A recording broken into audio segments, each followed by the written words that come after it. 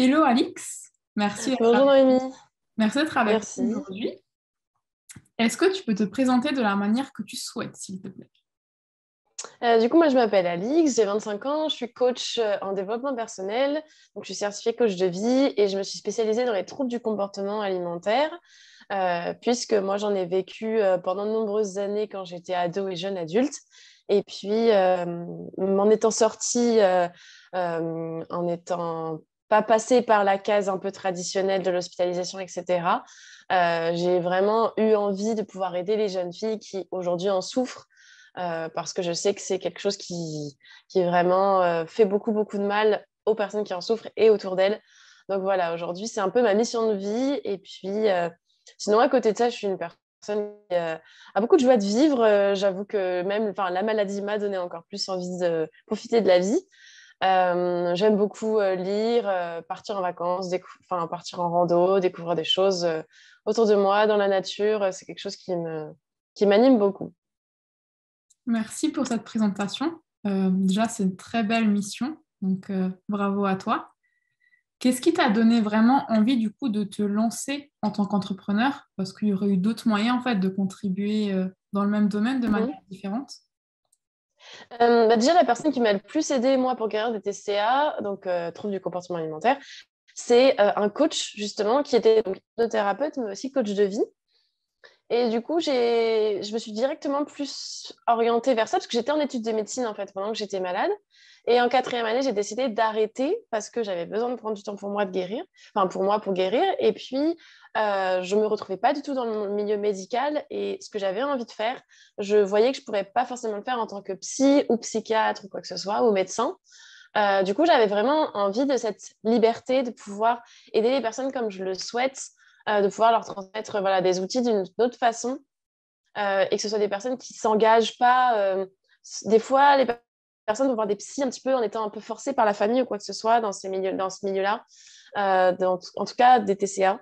Et du coup, j'avais vraiment envie que ce soit une démarche clairement choisie de leur part, comme moi je l'ai fait en fait au moment où pourtant j'avais pas l'argent d'y aller, mais j'ai tout fait pour bah, voilà, aller fouiller dans mes économies, aussi petites qu'elles étaient, et puis essayer de voir comment je pouvais faire pour me faire aider. Et donc j'avais envie d'incarner cette personne pour ces personnes-là, et aussi bah, clairement pour le côté même libre vis-à-vis de moi, de pouvoir être entrepreneur. On est beaucoup plus libre que quand on a un patron. Je pense que c'est un tempérament, mais c'est important de s'écouter dans ces cas-là et de le suivre. C'est sûr. Est-ce que tu as eu des difficultés particulières quand tu t'es lancée en tant que femme? Je sais pas, après, moi, je suis dans un milieu un peu particulier. J'ai pas une entreprise en tant que telle non plus. Mais j'ai pas l'impression d'avoir subi quoi que ce soit, enfin, de différence en tant que femme. Peut-être plus à la limite du côté familial. Déjà, dans ma famille, il y a très peu d'entrepreneurs ou quoi que ce soit. Donc, c'est pas vu comme un métier ou quoi que ce soit, tu vois. Tant que tu n'as pas un CDI, c'est qu'il y a un truc qui va pas. Du coup, c'est plus du côté familial où le fait qu'en plus j'étais une fille, je pense, n'a pas aidé dans le fait de comprendre que j'avais envie de me lancer. Mais à la limite, ouais, à la limite, c'est ça l'endroit. Mais que ce soit sur les réseaux sociaux, les personnes avec qui j'ai pu échanger, ma belle famille aussi, bah, ça a vraiment été compris et je pense qu'il n'y a pas de frein. Top. Est-ce que tu peux nous partager ta vision de la confiance et de l'image de soi? Oh, c'est un sujet qu'on aborde souvent. Moi, j'avais très très peu confiance en moi étant plus jeune. Je pensais que c'était que la timidité, mais en fait, souvent la timidité cache beaucoup de manque de confiance en soi. Et mes coachés ont tout ce problème de manque de confiance en elles. Elles ont une mauvaise image d'elles. Et pour moi, le fait d'avoir confiance en soi, d'avoir une bonne image de toi, c'est vraiment c'est une compétence, j'allais dire, qu'on développe, tu vois. Justement, que tu sois quelqu'un d'extraverti, d'introverti, finalement, on peut tous apprendre à avoir confiance en soi. Et ça va être plus pour moi le fait d'apprécier, passer du temps avec soi, de s'autoriser à se prioriser quand il le faut. Et de faire de soi un peu sa meilleure alliée, sa meilleure amie presque. Et pour moi, c'est un peu ça. Quand tu as confiance en toi, tu es prête à tout faire pour toi-même, pour t'en sortir, pour aider ceux que tu aimes. mais vraiment en étant naturelle avec toi-même, en étant bienveillante, bien avec toi-même, parce que tu sais que tu comptes beaucoup pour toi, parce que sinon, tu ne serais pas là aujourd'hui. Est-ce que tu aurais des conseils pour les personnes qui disent non, mais de toute façon, moi, je me fais toujours passer en dernière parce que j'en vaux pas la peine, ou je suis toujours présente pour les autres, mais jamais pour moi. Est-ce que tu aurais justement des conseils pour les personnes pour se remettre au centre de leur vie d'une certaine manière? Je dirais que déjà, de pas tout le temps être dans le contrôle, dans le faire plus de choses possibles, d'accepter que parfois on a besoin de s'ennuyer ou en tout cas de passer du temps tranquillement avec soi-même, voilà, de se planifier des moments déjà au début juste avec soi-même, où on va passer du temps, on se dit, bah là, j'ai mis 3 heures dans mon agenda où il n'y a rien de prévu, sauf d'être avec moi-même.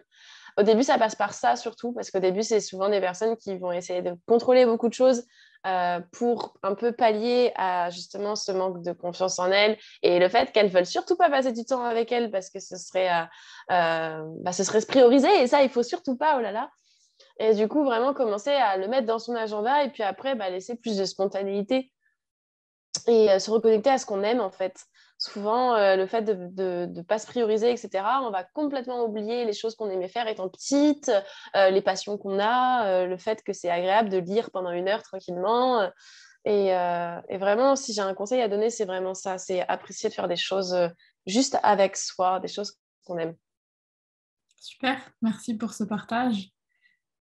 Est-ce que toi, en tant que coach, tu utilises du coup ton image pour communiquer sur les réseaux? Parce que je suppose que les réseaux, c'est ton premier moyen d'acquisition. Donc du coup, Mm. est-ce que tu utilises ton image, des photos de toi, ou est-ce que tu es plutôt à utiliser des photos de banque d'images? Et si tu utilises des photos de toi, est-ce que ça a toujours été le cas? Est-ce qu'il y a eu un déclic à un moment où tu t'es autorisé à le faire? Du coup, avant même d'être coach, tu vois, je partageais beaucoup sur mes TCA justement et ma guérison sur un autre compte Insta qui était mon compte privé, quoi. Donc forcément, c'était des photos de moi, beaucoup de photos de recettes surtout, parce que je faisais beaucoup de cuisine, c'est ça qui m'a beaucoup aidé à guérir. Mais du coup, de plus en plus, j'ai mis des photos de moi et puis je voyais que ça m'aidait en fait, le fait de partager mon image, ça m'aidait à moi à avoir une meilleure image de moi et à voir que j'avais pas besoin d'être forcément maquillée ou quoi que ce soit pour voilà, avoir envie de poster, j'avais envie, je le faisais. Du coup, c'est comme ça que c'est arrivé. Et après, au tout début, en fait, où j'ai lancé mon compte Instagram privé, pro, au début, en fait, je mettais des photos de moi et puis après, je mettais surtout des images, soit de banque d'images, soit des espèces de templates, tu vois, avec juste de l'écriture, quoi. Et en fait, déjà, ça marchait moins bien, clairement, il faut l'avouer. Et puis en plus, moi-même, ça me plaisait moins, tu vois, finalement. Il y avait moins de spontanéité, beaucoup plus de préparation, et finalement, ça me ressemblait moins. Et en fait, je lisais tellement de conseils de oui, il faut faire ça, il faut que ça marche comme ça, que j'essayais de professionnaliser le truc, mais à 100%, alors que c'est pas du tout moi, et que je suis pas une personne organisée à ce point-là, clairement pas. Et du coup, je me suis dit, on va revenir à des choses, voilà, les jours où j'ai envie de mettre des banques d'images enfin des photos qui viennent de banques d'images parce que ça me parle plus, j'ai envie de changer un peu, je le fais, même sur mes miniatures YouTube. Mais finalement, la plupart du temps, c'est quand même mon image parce que moi, ça m'aide. Ça permet de montrer aux gens que j'ai pas toujours la même tête, je suis pas toujours dans la même humeur, je suis pas toujours, voilà. Et ça permet de montrer aux gens que si je suis coach, c'est parce que c'est moi qui arrive à leur transmettre quelque chose et que si elles veulent traiter avec moi, elles seront pendant 1 heure en fait face à moi, donc autant que ça commence sur les réseaux. Et je pense que c'est important de vraiment, quelle que soit la tête qu'on a, le jour que c'est, finalement mettre son image en avant. Il n'y a pas besoin, comme certaines le font, d'aller se montrer voilà, sous tous les angles, etc. Mais par contre, le fait d'être à l'aise avec son image, c'est vachement important. Est-ce que pour toi, du coup, c'est important d'avoir des belles photos, peut-être faites par un professionnel, ou est-ce que c'est vraiment plus le côté spontané, où tu as envie de partager un truc, tu fais une photo et tu le partages? Aujourd'hui, je dirais que c'est plus quand même le côté spontané. Même mes coachés, tu vois, pour l'image d'elle-même, je les encourage à se prendre en photo, etc., des choses qu'elles ne faisaient plus. Moi, pendant ma guérison, j'ai fait quelques séances avec des professionnels. Ça m'a aidé clairement. Après, est-ce que je le recommande à tout le monde? Pas forcément. Ça dépend aussi je pense, de l'envie, etc. Mais en tant qu'entrepreneur, je pense que ça dépend dans le milieu où tu es, clairement. Mais c'est pas forcément indispensable d'avoir des photos professionnelles, je pense. Ou alors un professionnel qui a envie aussi de montrer l'authenticité, tu vois, qu'il y a derrière. Parce que sinon, les gens ont du mal, je pense, à un petit peu transposer, quoi. C'est pas évident quand tu que des photos hyper professionnelles de te projeter avec cette personne ou d'avoir envie d'échanger avec, quoi. Ok. Est-ce que pour toi, c'est important d'avoir confiance en soi pour se lancer en général et en tant qu'entrepreneur? Je dirais que c'est important, mais que de toute façon, ma confiance en moi, elle a forcément fait un bond avec l'entrepreneuriat. Enfin, j'ai eu un minimum de travail de confiance en moi avant qui m'a permis de lancer, mais finalement, le plus gros est venu pendant. Et je pense que en fait, il n'y a jamais de bon moment, il n'y a jamais de bon état d'esprit, il n'y a jamais, tu vois, suffisamment, en tout cas, pour se lancer ou pour quoi que ce soit. Donc, je pense qu'une personne qui sent dans son cœur, en fait, qu'elle a envie de se lancer, qu'elle a envie de faire quelque chose, il faut qu'elle le fasse. Et sa confiance en elle va se démultiplier et, enfin, en faisant. Et ça n'empêche pas que, à côté, des jours où c'est dur, etc., lire des livres, des articles, des trucs sur la confiance en soi, sur le dev perso et se dire, bon, voilà, je vais y aller petit à petit. Peut-être que ma deuxième année d'entrepreneuriat, elle ne sera pas évidente, elle ne sera pas forcément hyper prolifique, justement parce que je n'ai pas confiance en moi et que du coup, il y a plein de choses que je ne mets pas en place. Mais tant que je ne le fais pas, de toute façon, ça ne changera pas.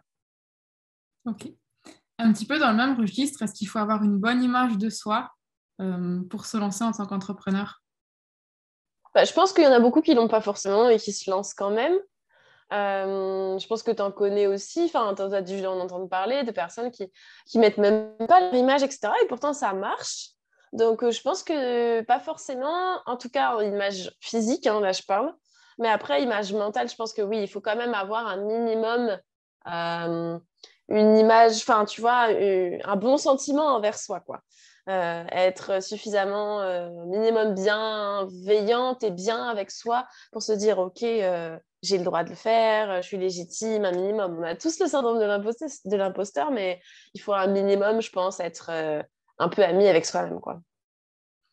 Et pour les personnes qui ne sont pas amies avec elles-mêmes et qui aimeraient justement le côté liberté entrepreneuriale, est-ce que tu aurais des conseils pour elles? Déjà, c'est de se faire aider, soit que ce soit sur un coaching perso ou pro, de se faire accompagner par quelqu'un qui va te faire voir les choses d'un autre côté, qui va te permettre de prendre du recul, de mettre en avant tes qualités, tes compétences et de montrer que, OK, t'es pas parfaite, mais personne ne l'est, enfin, et tu le seras jamais.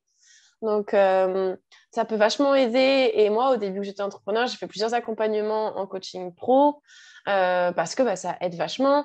En parler aussi avec des gens autour de soi qui le sont. Ou, enfin, moi, j'ai déjà contacté au début surtout d'autres coachs, des choses comme ça pour leur demander des conseils. Et tout le monde le fera toujours. Enfin, moi, je sais que si quelqu'un vient me poser une question sur le coaching, l'entrepreneuriat, je le ferai toujours. Et voilà, de voir qu'en fait, on a tous nos difficultés et malgré ce qu'on montre sur les réseaux, on a tous nos difficultés derrière et être entrepreneur, c'est un métier vraiment dur psychologiquement. Et du coup, finalement, avoir une mauvaise image de soi, certes, mais il y a plein de choses pour le travailler. Donc, se faire aider, c'est vachement, vachement important. Je pense que c'est un des meilleurs conseils et de se construire aussi un peu un réseau d'entrepreneurs pour les jours où tu pètes un câble, aller en parler un petit peu et se soutenir parce que ce sera jamais évident. Génial, merci. Est-ce que tu aurais un message à ton toi d'il y a 10 ans? Oula, le mois d'il y a 10 ans n'allait pas bien du tout, donc j'aurais plein de choses à lui dire, mais tu vois, il y a 10 ans, je rentrais au lycée, dans un lycée où je connaissais personne, et c'était mon objectif de pouvoir vraiment vu que j'avais vécu les 2 premières années de TCA et que ça allait un peu mieux, que j'avais vécu beaucoup de harcèlement à l'école, etc. Je voulais absolument aller dans un environnement où je ne connaissais personne et changer plein de choses et me faire un peu un défi, etc. Mais en même temps, j'étais très timide, j'avais pas confiance en moi, je me sentais pas bien dans ma peau, etc. Donc j'ai voulu me construire une image en fait en arrivant dans ce lycée, etc. et qui n'était pas du tout moi. Et du coup, pendant 3 ans, j'ai vraiment pas été moi-même. Mais vraiment, je m'en suis pas rendu compte pendant, hein, mais un petit peu quand même, parce que j'en souffrais beaucoup. Mais j'ai juste une amie enfin, une amie ou deux avec qui j'étais vraiment moi-même. Mais sinon, je sentais toujours que j'avais une espèce de filtre, en fait, où je m'autorisais pas à être moi-même. J'avais même plus ce que c'était finalement, du coup, être moi-même. Donc, si j'avais un conseil à donner, c'est finalement, enfin, aime-toi déjà comme tu es et les autres t'aimeront aussi. Et de toute façon, vaut mieux être aimé pour ce qu'on est plutôt que, enfin, d'être détesté, pardon, pour ce qu'on est, plutôt qu'être aimé pour ce qu'on n'est pas. Parce que finalement, moi, c'était ça, tu vois, bah, finalement, après, en avançant, en perdant des amis quand je suis arrivée en médecine, parce que forcément, je suis devenue clairement beaucoup plus authentique et après, je suis retombée dans la maladie. Mais finalement, ces personnes que j'ai perdues, c'était clairement des personnes qui n'en valaient pas la peine, en tout cas, qui n'étaient pas alignées avec moi-même, qui étaient pas alignées avec ce que j'avais envie et avec ce qui allait me porter dans la vie. Et c'était même limite des personnes toxiques, tu vois. Et finalement, c'était en réfléchissant derrière, je me suis rendu compte que toutes ces personnes-là, c'était que j'avais attirées en quelque sorte, parce que c'était des personnes que j'avais attirées avec mon faux moi, qui était construit de toutes parts, qui moi me faisait souffrir et qui en plus bah, me créait des relations, mais vraiment qui n'avaient rien à voir avec qui j'étais, parce que bah, c'est pas ce que je montrais. Et comment justement se libérer du faux soi et retrouver son authenticité? Bah, encore une fois, je pense que clairement, il faut se faire aider, que ce soit psy, coach, etc. Enfin, il n'y a pas de secret ou alors vraiment essayer d'en parler même avec ses parents, etc. Moi, je sais que mes parents ont souvent un peu sonné la sonnette en disant non, mais enfin, voilà, rien que poser la question à ses parents comment j'étais quand j'étais petite, et des fois, ils te racontent des trucs que toi, tu te souviens plus du tout. Et tu te dis, ok, en fait, je me suis complètement détachée de moi-même, mais à un point extrême. Et vraiment, d'aller faire de l'introspection, d'aller se faire aider, d'aller se faire coacher voir que bah en fait tant que tu seras pas toi-même tu vas souffrir en fait tu vas t'enfermer dans des choses tu vas t'enfermer dans du mal-être donc vraiment ça et puis le fait de partir en vacances toute seule ou le fait de passer du temps toute seule moi je sais que les quelques voyages que j'ai pu faire toute seule je partais dans des endroits en Europe où c'était safe etc il n'y avait pas de souci mais je me disais voilà je vais partir ça me permettait de mettre un petit peu enfin d'oser faire des choses pour moi, avec moi, de passer plus de temps avec moi-même, de me découvrir. Et bah, finalement, dans un tout autre environnement, de se dire, bah, j'ai pas besoin là d'être fausse. J'ai juste envie d'être moi-même et j'ai juste envie de kiffer. Et du coup, je pense que ça, c'est vraiment important d'aller voir en fait, ce qui te fait vraiment envie, de le faire et de te dire, bon, bah, là, finalement, si je le fais pour moi, pour les choses que j'aime, c'est pas pour le faire avec un filtre, avec un masque. Ok. Tu parlais du coup voyage et les expériences que ça t'a appris. Est-ce qu'il y a une expérience, un livre, un film, une série, un podcast, enfin, peu importe, quelque chose que tu as fait ou que tu as vu et où tu t'es dit, ça, tout le monde devrait le faire ou tout le monde devrait le lire? Euh, Bah, un livre qui m'a beaucoup, beaucoup impacté et qui a vraiment été le début où je me suis dit là, faut changer, c'est le livre qui s'appelle Ta deuxième vie commence quand tu comprends que tu n'en as qu'une de, je crois que c'est Raphaël Giordano, un truc comme ça, je sais plus son nom exactement, mais on le mettra dans les notes si tu veux. Et ce livre, il est incroyable parce qu'en effet, rien que déjà le titre, tu vois, tu te dis, ah oui, en effet, j'ai qu'une vie, donc il va peut-être falloir se bouger, quoi. Non pas qu'on n'a pas le temps et qu'il faut tout faire rapidement, mais quand tu as envie de faire quelque chose, bah ouais, faut t'écouter. On se met tout le temps des limites, on se met tout le temps des prétextes, mais finalement, il y a toujours quelque chose à faire. Il y a toujours une pierre à poser pour commencer le bel édifice qu'est la vie qu'on a en pleine conscience et avec l'amour de soi. Donc, déjà vraiment ça. Et puis, enfin, lié à ça, tous les podcasts d'entrepreneuriat, surtout le podcast de Pauline Léniaud, Le Gratin, qui m'a vraiment aidé à avoir tellement de profils, enfin, entendre tellement de profils d'entrepreneurs, leurs difficultés, etc. Et me dire, mais en fait, ils n'ont pas attendu d'avoir méga confiance en eux, d'être super bien, d'avoir tout l'argent qu'il fallait ou je sais pas quoi pour se lancer. Donc, en fait, bah, vas-y, fais-le, quoi. Donc, vraiment, les podcasts comme ça, d'histoires de personnes, c'est vraiment super inspirant. Ok. Merci pour ces partages, du coup. Est-ce qu'il y aurait une personne que tu aimerais voir sur cette interview? Une personne que j'aimerais voir en interview. Wow. Euh, C'est une bonne question. Euh, Comme ça, à brûle pour point, je sais pas. Il y a beaucoup de personnes qui m'inspirent, mais ouais, tu vois, là, comme ça, j'avoue que Souvent, les personnes justement qui font les podcasts, j'aimerais bien plus les voir en interview. Souvent, ces personnes qui ont des beaux projets comme ça, d'aller un peu interviewer les gens, d'aller, tu vois, d'aller apporter ça, finalement, c'est rare qu'on les voit dans l'autre sens. Du coup, ce serait vachement intéressant. Ok, je note l'idée. Tu vois, par exemple, le podcast Change ma vie, je sais pas si tu connais, de Ouais. Clotilde Dussoulier. Je me souviens pas avoir entendu, enfin si j'ai peut-être dû en entendre d'interview d'elle, mais j'aimerais bien même l'interviewer. Je pense que ce serait un de mes plus grands rêves. Il n'y a plus qu'à alors, hein. Ouais, c'est ça. On arrive du coup sur la fin de cette interview. Est-ce que tu as un dernier partage, dernier mot que tu aimerais faire passer? Du coup, c'est surtout dans mon domaine par rapport justement à l'amour de soi, etc. Ce serait vraiment pour vous lancer, comprenez que juste déjà accepter tout ce qui s'est passé avant, toutes les lacunes que vous pouvez avoir, les défauts, les faiblesses. C'est pas grave, en fait, vous allez le mettre dans votre valise et l'emporter avec vous dans l'entrepreneuriat. Vous allez devoir combiner avec.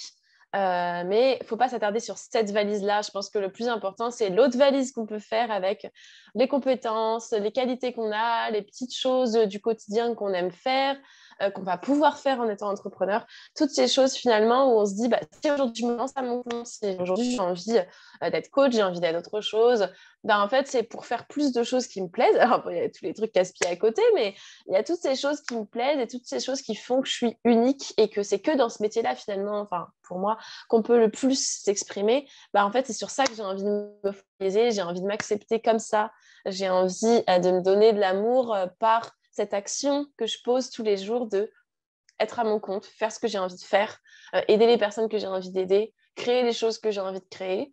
Et puis, c'est ça qui, finalement, va vraiment rendre notre vie la plus belle, quoi. Super, merci beaucoup. Avec plaisir. Merci du coup de nous avoir accordé de ton temps. Il y aura du coup toutes tes infos pour te retrouver dans la description. Et puis du coup, on se dit à très vite. Oui, merci beaucoup à tout le monde. Merci beaucoup à toi. C'était un plaisir. À très vite.